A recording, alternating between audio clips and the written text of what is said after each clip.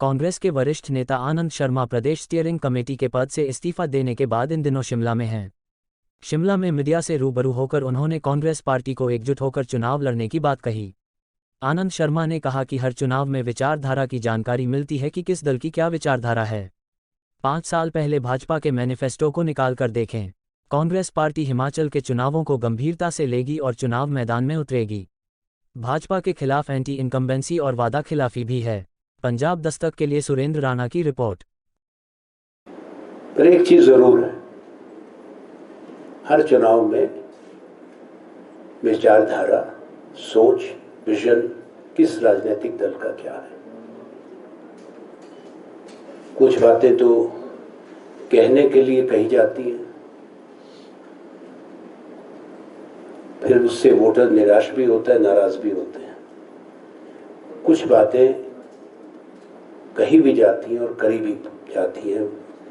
वायदे जो राजनीतिक दल या प्रत्याशी करते हैं उनको पूरा भी करते हैं। मुझे तो मतदाताओं को एक ही चीज कहनी है कि 5 साल पहले का मैनिफेस्टो निकाल ले। तो कांग्रेस पार्टी का तो निकालेंगे, कोई ज्यादा फर्क नहीं पड़ेगा, हम तो हार गए थे, हमने सरकार बनाई नहीं। बीजेपी का मैनिफेस्टो निकाल लो, ये तो अभी तो हिमाचल का ही चुनाव है, देश का निकालोगे तो बहुत बड़ा ब्यौरा बन जाता है। पर यहाँ तो एक ही चुनाव का अपने हिसाब लेना है और वो जरूर जनता का अधिकार बनता है। दूसरी तरफ सरकार है, एक प्रचंड प्रचार तंत्र है जिसको मैं स्वीकारता हूँ, उनके पास सरकार भी है, दिल्ली में भी और शिमला में भी। अब उससे कितने लोग प्रभावित हैं और कितने लोग निराश हैं, वो भी सामने प्रकट होता है हर चुनाव के बाद।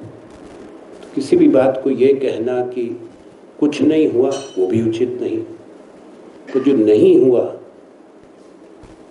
जो सीधा जनता से जुड़ा है, नौजवान से जुड़ा है, बागवान से, किसान से जुड़ा है, रोजगार से जुड़ा है, गृहिणियों से जुड़ा है, गरीबों से जुड़े हैं, वो बातें कांग्रेस पार्टी लोगों के बीच में लाने का पूरा प्रयास करेगी।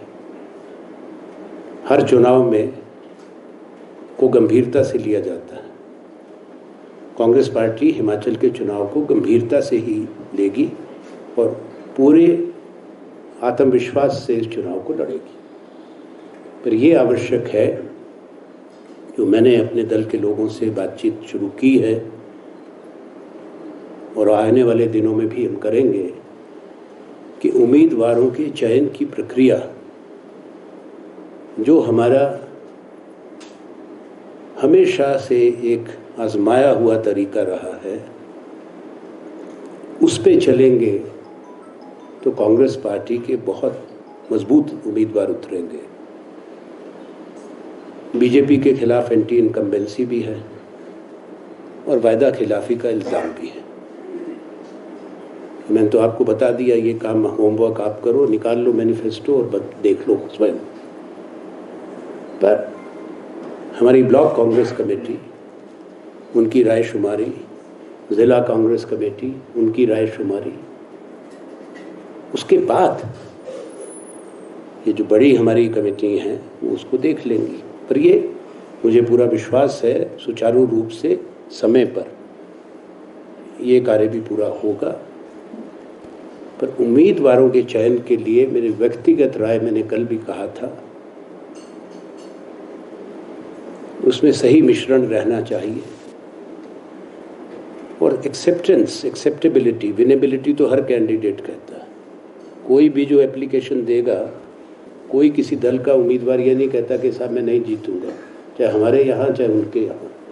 पर सारे जीतते नहीं हैं, उम्मीद लेके जरूर आते हैं। इसीलिए शब्द भी उम्मीदवार है, जीतने के बाद ही उनको आप विजयी घोषित करते हैं। पर अच्छी छवि वाले लोग, जिनके पीछे एक आम सहमति भी हो, योग्यता भी हो और कार्य करने की क्षमता, ये प्राथमिकताएं भारतीय राष्ट्रीय कांग्रेस की हमेशा रही हैं और वो प्राथमिकताएं रहेंगी भी। बाकी जहां तक प्रश्न